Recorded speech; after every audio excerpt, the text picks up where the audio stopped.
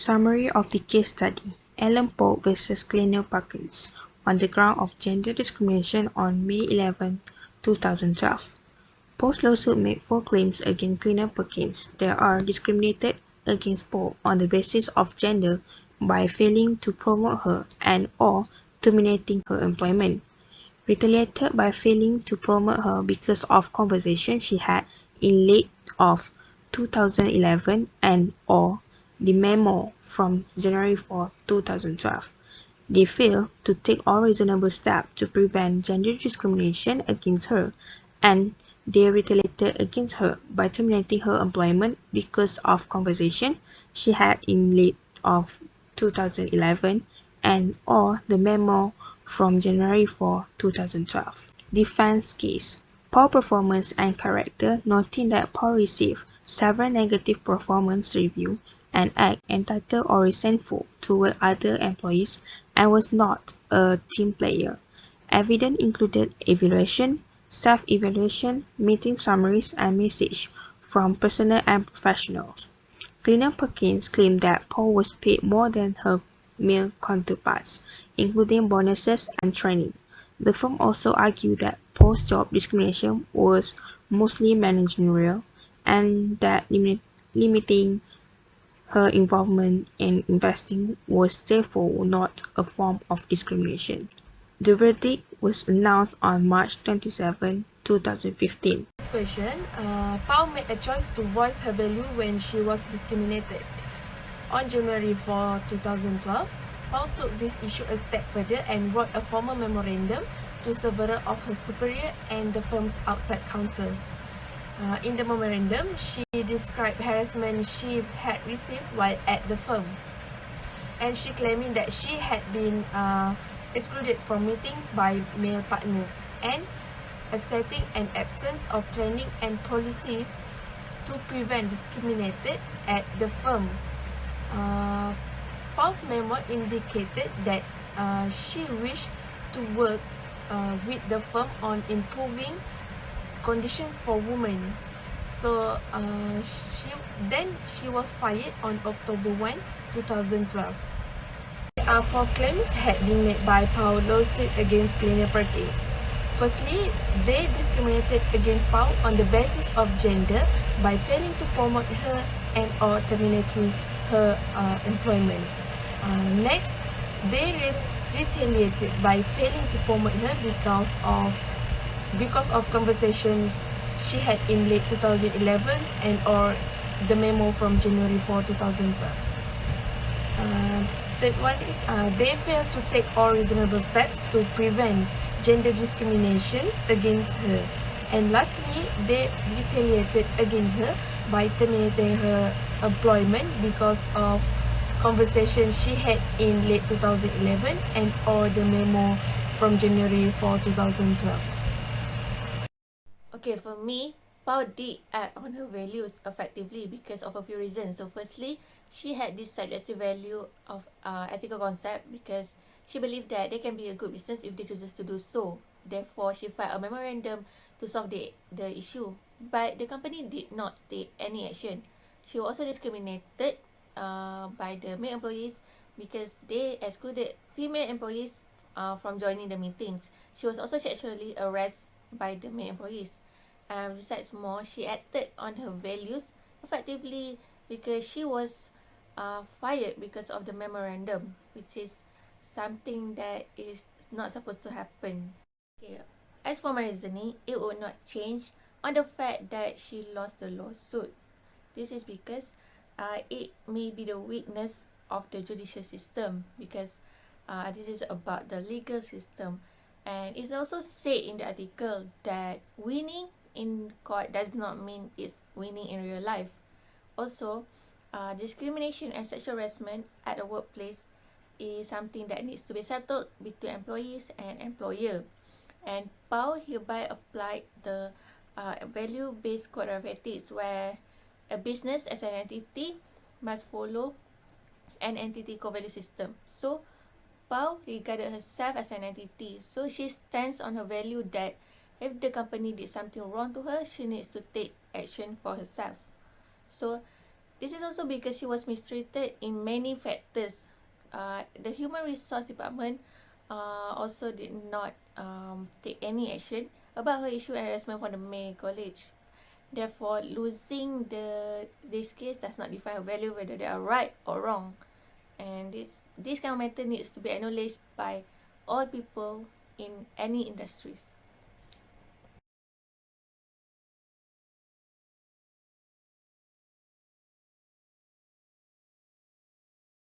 Okay, now I proceed on question number 3. That is on 7 pillars of GVV. GVV is a giving voice to values. The first pillar is value. Value is an appeal. If there any conflict arises from differences of opinion about how to uphold shared value, especially in diverse and challenging contexts, we need some way to solve it.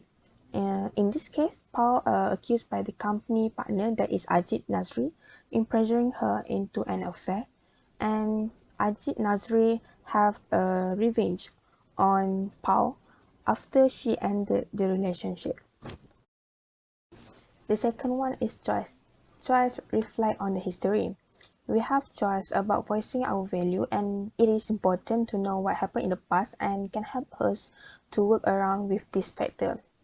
If we face any difficulties in ethical decision, it is easy to think that we have no choice but tolerate with it. In this case, Paul believed on herself and not to just other promotion rather than venture capitalists, and that are promised to her when she entered the company. The third pillar is normalization. Normalization is an aspect the values of conflict. We are expecting value conflict to be a normal part in our life, that we can approach them calmly and competently.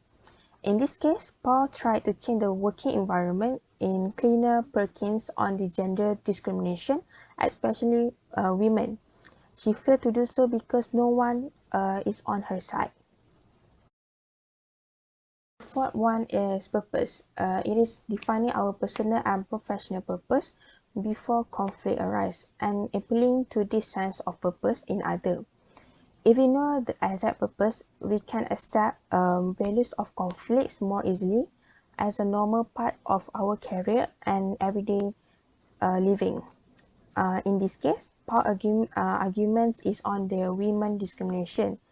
Paul stated that women should get equal opportunity in working environment and not just to take advantage on them, especially if they are expert in something in the field. The next one is self-knowledge and alignment. It is built on the strength to voice and act on our values in a way that is consistent with self-knowledge and alignment. Self-assessment is an important way to identify our most effective strategy for enacting our value. In this case, Paul has become a junior investing partner in 2005 until she hold a position in senior partner, but then she was terminated because of her action. By working in various departments, she has increased her knowledge due to her experience before. Okay, the next one is voice. We are more likely to say words that we have practiced. When we are trying to voice out our values, we can practice in front of our peers using various types of expression, which we are most skillful to it and appropriate to certain situation. In improving our skill in voice out our values, we need some feedback because we can know on the other expression on what we are going to say. In this case, Paul voiced out her idea firmly on give a lesson to the gender discrimination decision made by the company. Last one is reason and rationalization. By anticipating the typical reason and rationalization given for ethically questionable behavior, we are able to identify and prepare well reasoned responses. Prepare ahead of time to respond to them can make it easier to address ethical problems. Even Paul lost in this case, just Paul should succeed in prompting a debate about women in technology and venture capital. I think Paul can engage more on the normalization pillar. This is because with this approach, a lot of companies out there are aware on the punishment and the importance of avoiding bias in the working environment, and it can lead to the healthy and good working environment. Okay, nowadays, it is common to come across many of the employee facing the problem of discriminations of reason in such gender, race, religion, and disability. If I were in Paul positions at Kleiner Perkins, I would do the same action as Paul. So, I would raise my voice to defend my values and right as the employee. Based on the cases, the gender discrimination is clearly wrong and unjustified. The reason is that the treatments for the woman's and the man's employee should be the same. It is unacceptable for women living in 21 centuries receiving such harassment. Therefore, their rights should be protected in such from harassment and discriminations. Firstly, if I were in position for Paul, I would not be panicked and making the rash decisions, complaining for the issue, as this will bring the situation become more complicated without any evidence. First, I will channel for my voice and concerns to the available internal grievance in our organizations, which is reporting to the Human Resources Management to resolve the issue and let the company investigate the issues. I shall aware to receive the protection under the law by referring the Industrial Act and the Employment Act that provides the protection against discriminations. From the effects of the discriminations and harassment, there will be damage to non-monetary and monetary losses. By identifying the damage I face from the mistreatment, I will collect the evidence in order for the company to be convicted, provide all the evidence to the use of lawsuit to provide and to prove that the wrongdoings of the company. The pillar of GVV is very effective and useful for me to formulate the next actions and to channel my grievance in efficient way. I would select and use the pillar of voice by doing campaign and spreading the issues to the social medias. The reason is that I need to receive a lot of support to strengthen my allegations against the company. By spreading the news and the issues to the public will likely to motivate the others employees that face the same gender discriminations and to support for what we believe is right to bring down the unfairness and injustice regarding the discrimination and harassment for women. It only takes one voice at the right pitch to start an avalanche. Stand up for what we believe and fight for our values and right when facing such mistreatment. The company might be able to silence the voice of power, but not the truth to be heard to the people around the world.